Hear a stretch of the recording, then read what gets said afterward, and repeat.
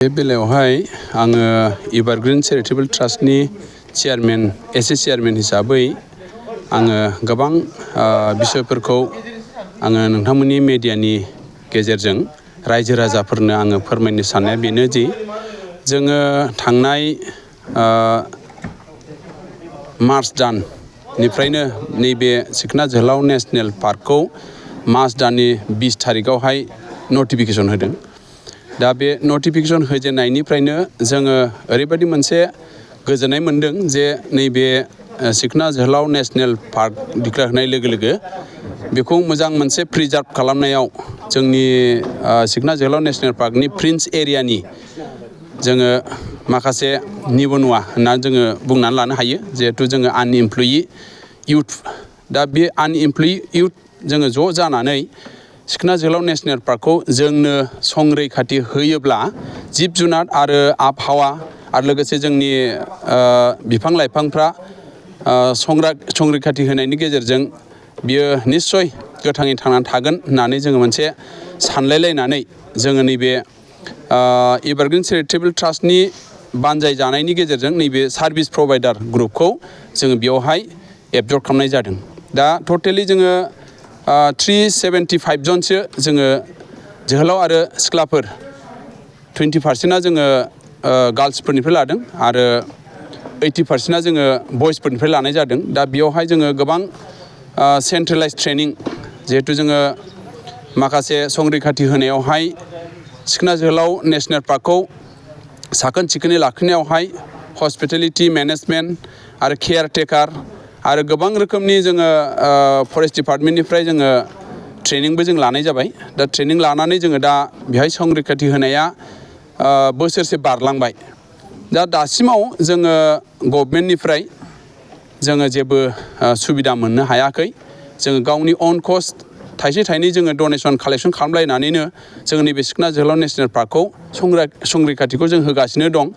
जोङो स्पेसियेलि दानि जिथु बिटिसि गभर्नमेन्ट मानिजाथाव हाग्रामा महिलारि सारनिसिम जोङो गुरैयै खावलायनो सानदों जे जोङो बे सिखना जोहोलाव नेशनेल पार्कखौ गोबां रोखोमनि गोबां रोखोमनि जोङो दंफां हमबाय, मेसिन हमबाय, गारि हमबाय, ना सर्ट होनाय हमबाय आरो हादान एवनायखौ जोङो प्रटेकसन खालामगासिनो दं।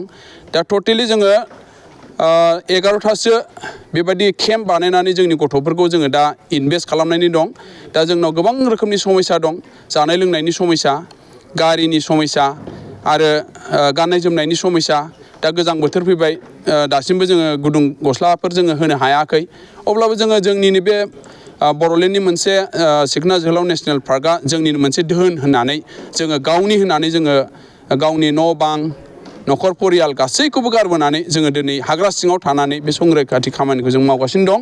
दा बेनिखायनो थांनाय सरकारा जेबो मदद होआखै नामा नोंथां? थांनाय सरकारनि बेलायावथ' जोंहा बुंनो थाङोब्ला जोंजों फंसेबो रायलायाखै आरो जोंनि अफिसावबो बिसोरो भिजिटबो खालामाखै आरो बिथांमोना जोंनो थाइसे थाखाबो जोंनो रांबो अनसुंथाइबो होआखै। मानो बिदि खालामदों बिथांमोना? दा जों बुंनो हाया, गोबां रोखोमनि जोङो डिउटि होनायफ्राव जोंहा खैफोदफोरखौ जोङो आखायाव लानानै जों खामानि मावनो गोनां जादों। गोबां रोखोमनि जोंनावहाय नैबे हाग्राखौ संरैखाथि होनायावहाय गोबां सौग्रावलायनाय जादों। जिहेतु बे उल्टापानि एरियायावहाय मेसिना गैयाब्लाबो 50-60थासो मेसिन दंफां हाखावग्रा मेसिन गाबोमोन। दा बेफोरखौ जोङो संरैखाथि होफैनायाव गोबां रोखोमनि जों सौग्रावलायनाय जादों। गोबां मानसि हमब्लाबो जोंनियाव गिदिर गिदिर मानसिफ्रा जोंनियाव बेबायदि मोनसे खबर हरो जे मानसिखौ हमोब्लाबो हगार हरफिन। नैबेफोरबादि जोङो इनसिडेन्टफोर जानायनि गेजेरजोंब्लाबो जोङो नागाराखै। जोङो डिपार्टमेन्टनि माखासे बायल'फोरखौ फल'स खालामनानै जोङो मावबाय थानाय जादों। नाथाय दा जोङो आसा खालामदों दानि बिटिसि गभर्नमेन्टनि सालायनायावहाय बिथांमोननि खुंथायावहाय जोंनि गथ'फोरनि थांनानै थानायनि राहा बा माबा मोनसे प्रब्लेमफोरखौ सल्भ खालामगोन होननानै जोङो गिदिर आसा खालामनानै जों दा दं। बबे रेन्जआव दं नोंथांमोननि मावफारि?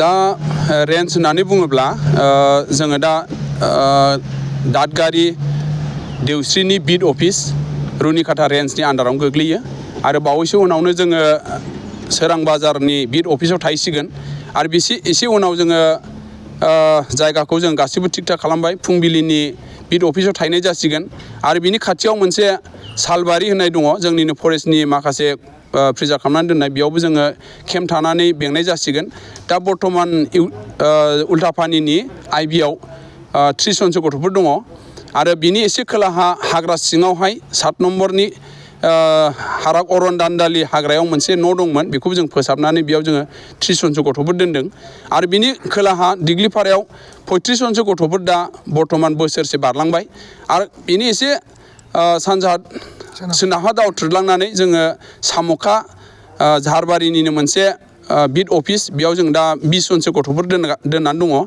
आरो झारबारिनि खाथियाव जिथु महल रड होननानै बुङो महल क्रस रड बेयावबो जोङो दा 20 जनसो गथ'फोर दं टटेलि जों दा 250सो गथ'फोरखौ जोङो दा हाग्रा सिङावनो दोननानै दं दा बेसेखिनिसिमखौ जोङो खस्थ' खालामगासिनो दं दा आसा खालामो फैबाय थानाय समफ्राव जोंनि गासैबो दुखु सुखुखौ जोंनि गभर्नमेन्टआ नायसनगोन होननानै जों आसा खालामनानै बेसेखिनिसिमखौ आं बुंनानै बयखौबो गोजोननाय बावनाय जाबाय गोजोन्थों